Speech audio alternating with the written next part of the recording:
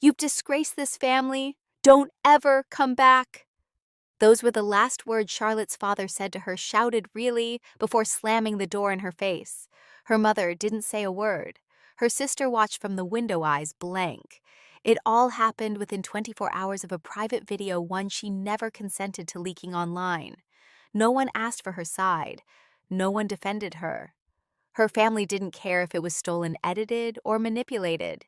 She was tainted now, untouchable.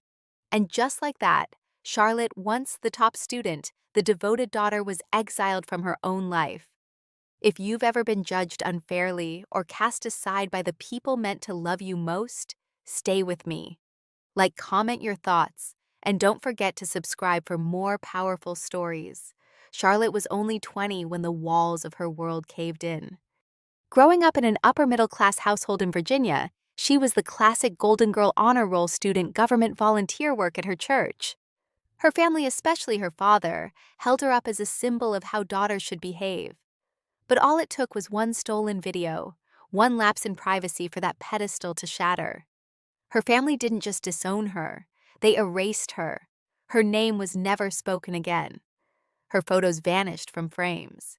She wasn't just punished, she was rewritten out of existence. With nothing but a torn duffel bag and a prepaid phone, Charlotte boarded a bus to nowhere. She changed her name. She swore off trust. And most importantly, she promised herself one thing: if they can bury me, I'll become the storm they can't ignore. But transformation doesn't begin with triumph, it starts in the dark. And for Charlotte, that darkness was just beginning to take shape. So how does a girl with no name, no home, and no one claw her way back from the ashes? Let's step into Charlotte's memories, the ones no one ever dared to ask about. The first night Charlotte spent alone wasn't in a shelter or a rented room. It was in a Greyhound station bathroom, somewhere outside Richmond. She locked herself in the last stall, curled up with her duffel bag as a pillow, and cried silently into the denim of her own jeans. She didn't have anyone to call. Her phone battery had already died, and even if it hadn't, who would she have called? She replayed that final morning again and again. The way her father threw her suitcase out the door like it was trash. The silence from her mother. The sheer look of shame in her sister's eyes, as if Charlotte had committed a crime, not been the victim of one. She had tried to explain, to plead, to show them the messages proving the video was stolen, but no one cared about truth. They only cared about appearance. That's when Charlotte realized something cruel about the people closest to her. They only loved the version of her that didn't inconvenience them. The version that looked good in Christmas cards. The version that fit their narrative. The real Charlotte, the hurt one, the betrayed one, the human one, wasn't welcome.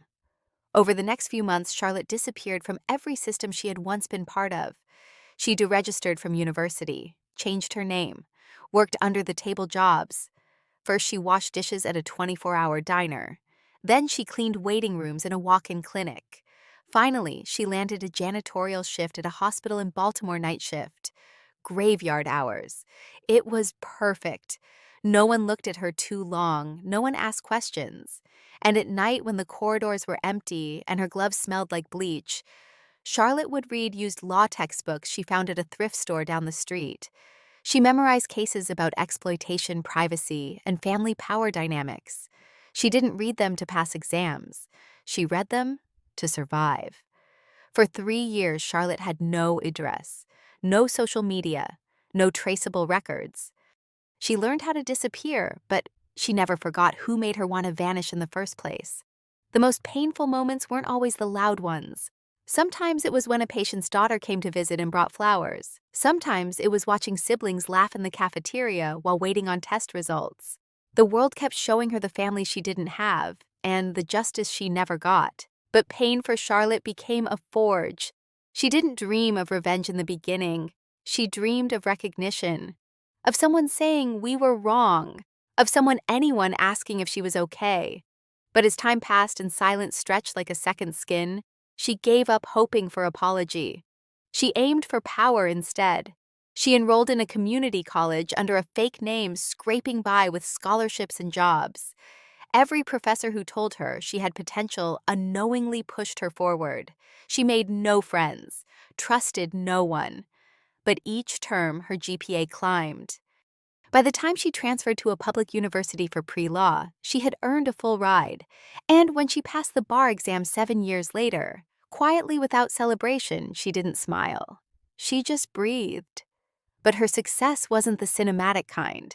There were no standing ovations, no teary reunions, just long hours court cases involving underrepresented communities and an iron focus. Her name started showing up in legal articles, then in policy briefings. By the time she entered state legislature advocacy, no one connected Charlotte Reed to the girl who'd vanished years ago. Not yet. And still beneath all that ambition was the ache. Charlotte never spoke of her past. When colleagues asked where she was from, she changed the subject. When a mentor once asked if she had family, she responded with a calm, practiced lie, "Not anymore." It wasn't just about shame, it was about survival. Her old name wasn't just a label, it was a scar, and she wasn't going back there. Not until she had a reason. That reason arrived one cold January morning in a headline, "Senator's Daughter Under Investigation for Evidence Tampering in Migrant Case." Charlotte didn't need to read further. She already knew the face in the photo, knew the soft smile, the polished pearls, the family name in bold Reed, her sister, the favorite, the one who watched in silence as she was thrown out. Charlotte stared at the article for a long time. She didn't feel joy. She didn't feel justice. What she felt was readiness. For the first time in years, she allowed herself to whisper her own name out loud. Charlotte Reed.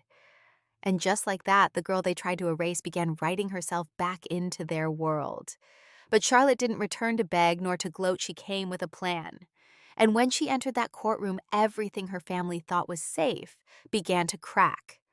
The courtroom was cold, not physically, but emotionally. It had the sterile silence of people waiting to see someone fall from grace. And that someone today was Lillian Reed. Charlotte sat quietly in the back row. No entourage, no press release, no announcement. Just a black pantsuit, hair pulled into a low bun, and eyes sharper than any prosecutor in the room. At first, no one noticed her. But when the judge entered and glanced across the room, there was a pause, a visible flicker of recognition. Counselor Reed, the judge, said instinctively confused. A murmur rippled through the room. Lillian, standing near the defendant's table, froze mid-step. Her head turned slowly, too slowly, and her face drained of color the moment her eyes met Charlotte's. That was the moment everything shifted. It had been 13 years since they'd last seen each other. Charlotte remembered that Lillian always wore pale lipstick and kept her hands folded perfectly in front of her. Today, the lipstick was darker, an effort to look mature, maybe in control. But her hands, they trembled. Charlotte didn't move. She didn't smile. She didn't speak. She didn't need to. The silence was enough. Outside the courthouse, reporters shouted questions. Most didn't know who Charlotte was yet, but inside the family recognized her instantly. Her father, now white-haired and slower to rise, looked straight at her, stunned. Her mother was absent, having been hospitalized following a nervous breakdown. Rumors swirled that she hadn't spoken Charlotte's name aloud in over a decade. But now her forgotten daughter had reappeared in the most public way possible. The irony was too rich. The girl they'd cast out was now the face of everything they needed. Lillian was in deep legal trouble. Accused of falsifying documents in a highly publicized immigration case, she faced criminal charges, expulsion from her legal career, and public disgrace. And the only expert witness with the experience and credibility to unravel the damage was Charlotte. Overnight, Charlotte became the name in headlines. Civil rights advocate Charlotte Reed breaks silence, appears in sister's trial. People scrambled to find connections to uncover who she really was. Old classmates, former professors, even one of her old supervisors at the hospital recognized her on TV and said she used to clean our floors. No one knew she was reading law books between shifts. But the biggest story wasn't her rise. It was the fall of those who abandoned her. The family tried to reach out through back channels, emails, mutual contacts, even a handwritten letter delivered by courier. The letter was short, from her father. It read, "We were wrong. Come home. Help us." Charlotte didn't reply. Instead, she requested a private meeting with the judge. What was discussed behind closed doors was never fully made public, but what followed was unprecedented. Charlotte announced she would not testify for or against Lillian. She would not play the role of savior or executioner. Instead, she submitted a legislative draft, the Personal Autonomy Act, aimed at protecting individuals from family-based coercion, financial threats, and reputational blackmail. The courtroom gasped when she read aloud from the proposal. Too often, the same people who claim to love us weaponize our silence. Family tradition inheritance, they become tools of shame. We teach children to trust their blood, but what if blood lies? Her words didn't just sting, they seared. Lillian's trial became a media firestorm. Pundits debated Charlotte's refusal to testify. Some called it revenge through omission. Others praised it as a masterclass in boundaries. But for Charlotte, it wasn't about revenge. It was about reclaiming the narrative. Because for years, she had begged to be heard. And now she didn't have to beg. They were listening. After the proposal went public, Charlotte received thousands of messages, mostly from young adults, many estranged from families who saw themselves in her. Survivors of religious families of cultural honor codes of abuse, hidden behind manicured facades. One message simply read, "You gave me permission to stop apologizing for surviving." That message hit her harder than any apology ever could. But the story didn't stop there.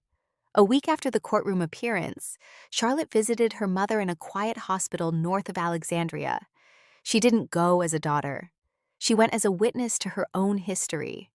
Her mother was asleep when she arrived. Or pretending to be. Charlotte didn't try to wake her. Instead, she pulled a small canvas from her tote bag and placed it on the nightstand. It was a painting she had commissioned years ago, but never shared. It showed a woman walking through flames, face calm, clothes, untouched, back straight. The title written in bold red across the bottom, Origin. Charlotte looked at her mother one last time and said softly, "This is where I began." She didn't wait for a response. She didn't need one. A week later, Charlotte declined an interview on 60 Minutes. Instead, she appeared at a quiet community forum on restorative justice. No press, no badge, just her voice. A young girl in the audience raised her hand and asked, "How did you overcome everything they did to you?" Charlotte paused, thought, and then smiled. Not a triumphant smile, but a true one. "I didn't," she said. "I just outgrew the version of me they tried to bury."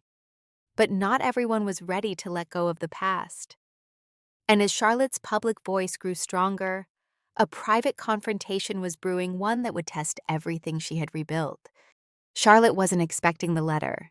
It came in a cream-colored envelope delivered not to her office, but to her home, her private address known only to a few. There was no return name, only her father's looping handwriting on the front. Inside was a single sheet of paper, neatly written, deliberate, but it wasn't an apology. "You've made your point. You've embarrassed your family enough. I hope you're satisfied now that the world thinks we're monsters. No, I'm sorry. No ownership. Just guilt. Just shame. Just manipulation." And that was the moment something inside Charlotte snapped, not with rage, but with clarity. That evening, she sat alone in her apartment, the envelope still clutched in her hand. The city lights cast long shadows across the floor and outside her window. Winter pressed its breath against the glass. But Charlotte didn't feel cold. She felt done. For years, she'd thought the pain might someday be replaced by peace. That the people who broke her might grow into people who could say they were wrong. But this letter proved what she had feared deep down. They never saw what they did as wrong. Only inconvenient. Only embarrassing. And Charlotte, she was the punishment they believed they didn't deserve. Later that week, she attended a televised town hall on family justice and systemic silencing. She hadn't planned to speak, just listen. But when a mother in the audience shared a story about disowning her gay son because of reputation, Charlotte couldn't stay quiet. She stood up. No microphone, no camera cue, just her voice. You know what happens when your children survive without you? They stop hoping you'll come back for them, and they start building lives that don't have room for your shame. The room went still. Someone whispered her name, but Charlotte didn't look around. She looked straight at the woman. "Regret," she said softly, "is not the same as redemption." The crowd erupted, some in applause, some in awkward silence. The video of that moment hit 2 million views in 3 days. Charlotte had not just entered the public eye, she had claimed it. But as her voice grew louder, so did the resistance. A well-known columnist published a scathing opinion piece titled "When Trauma Becomes a Brand." It accused Charlotte of turning her past into currency of seeking attention under the guise of advocacy.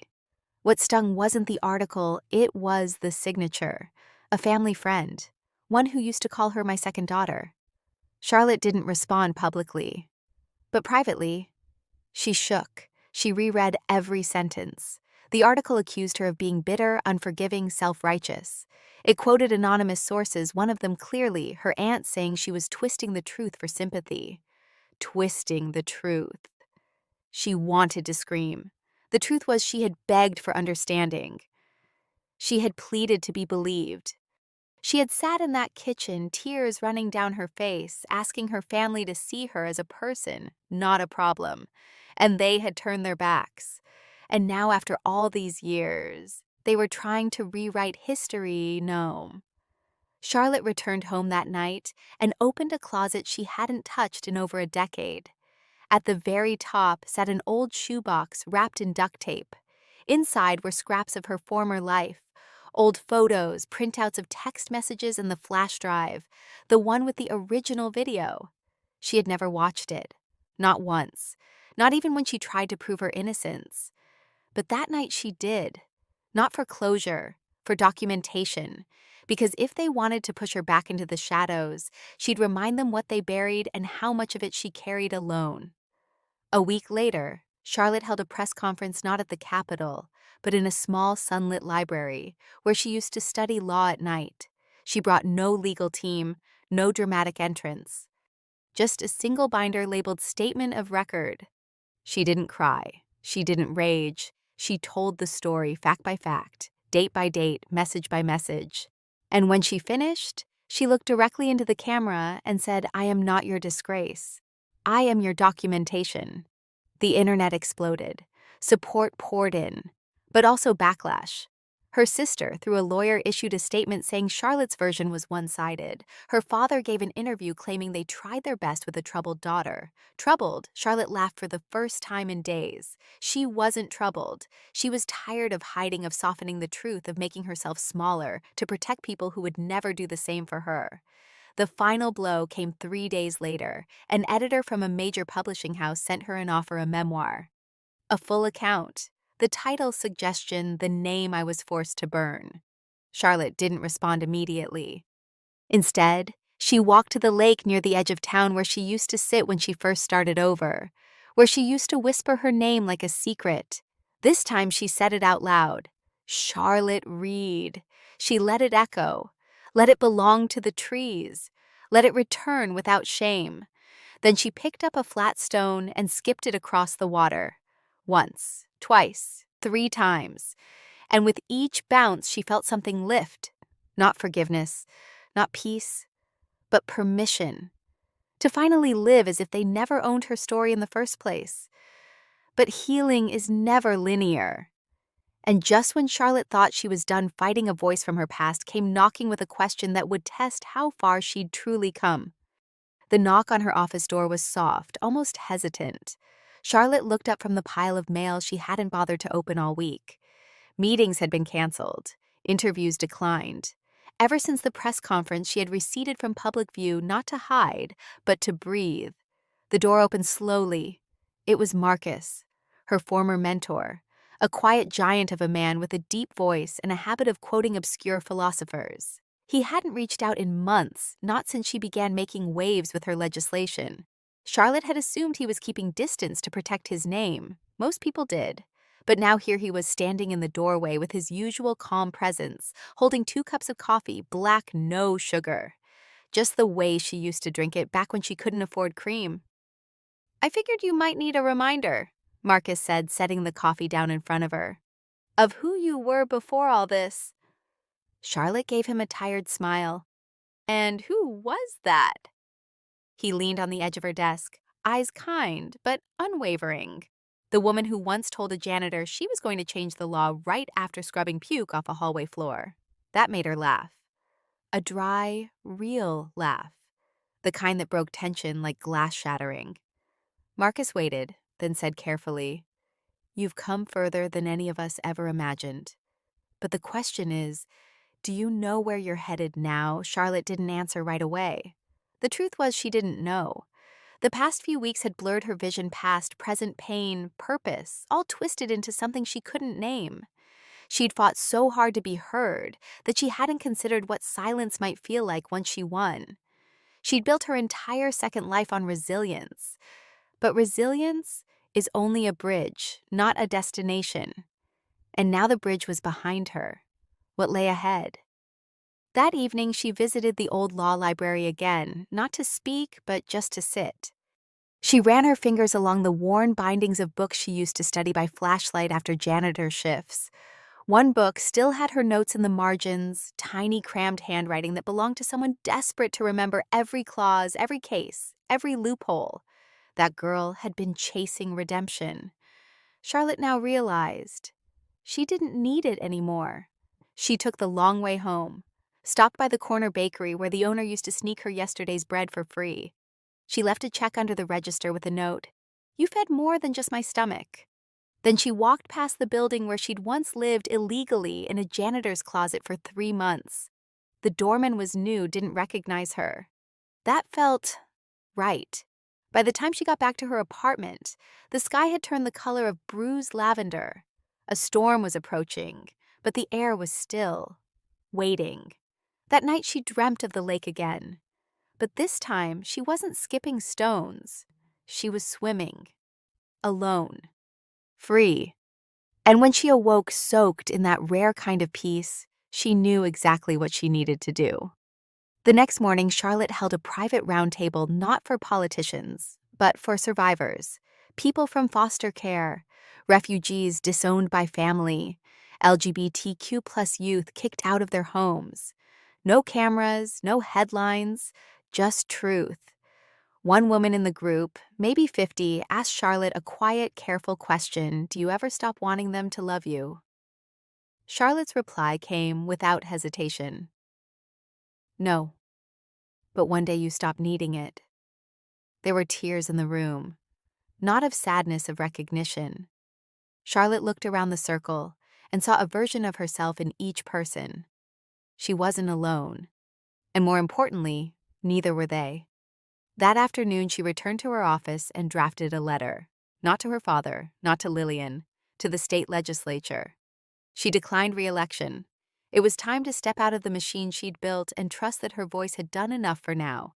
In its place, she announced the creation of the Origin Initiative, a nonprofit organization providing legal, emotional, and educational resources for individuals rebuilding life after familial abandonment or betrayal. She ended the announcement with one line: "I'm not walking away. I'm walking toward what matters most." As she stood before the mirror that evening, no makeup, no speeches, just Charlotte, she touched the faint scar under her chin, a relic from the day she fell running away from home. It used to make her flinch. Now it felt like punctuation, proof of survival, proof of movement, proof that she chose to keep going. That night, she received a voicemail. It was her mother's voice, fragile, barely a whisper. "I saw your interview. You looked like someone I don't know, but also someone I wish I had." Charlotte didn't delete the message, but she didn't call back. Some wounds didn't need stitching. They needed air. And so with that final decision made, Charlotte stepped fully into a life she had designed no longer reactive, no longer seeking approval. But the ripple of her choice was far from over. The news of Charlotte's withdrawal from re-election hit headlines the next morning, but not with criticism, with reverence. Political analysts scrambled to explain how someone at the height of power could walk away with such conviction. But survivors across the country understood it instantly. The hashtags #OriginAct and #Charlotte Walk trended for weeks, not because she stepped down, but because of what she stepped into. Within a month, the Origin Initiative launched its first legal clinic in Denver. It was flooded with calls, emails, visits from people who had spent their lives silenced by those who claimed to love them.